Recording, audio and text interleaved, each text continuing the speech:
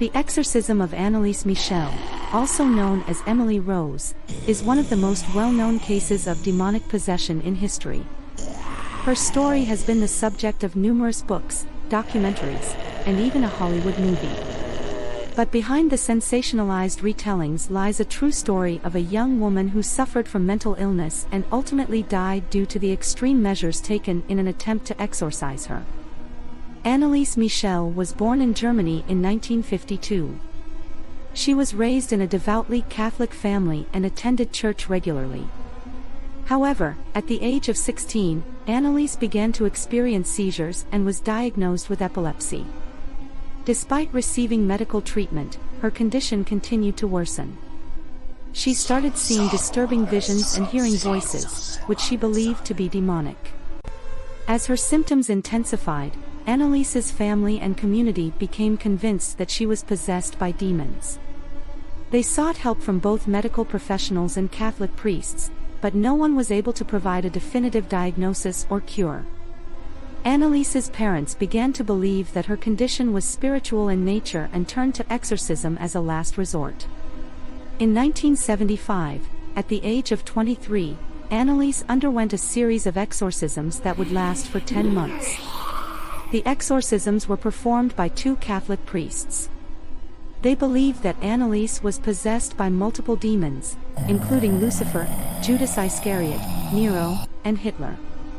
During the exorcisms, Anneliese would scream, growl, and speak in different languages.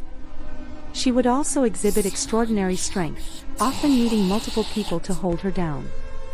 She would refuse to eat and would frequently injure herself by biting and scratching her own skin. Anneliese's exorcisms were not kept secret. Her parents and the priests invited family members, friends, and even doctors to witness the events. The priests recorded the sessions on audio tapes, which would later be used as evidence in court. As the months went by, Anneliese's physical and mental health deteriorated.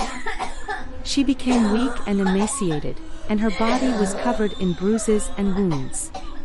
Her family and the priests saw these as signs of a successful exorcism, but in reality, they were symptoms of severe malnutrition and self-harm. In July 1976, Anneliese died in her home. She was only 23 years old and weighed only 68 pounds at the time of her death. The official cause of death was malnutrition and dehydration caused by her extreme fasting during the exorcisms. Anneliese's death sparked a controversy and a legal battle.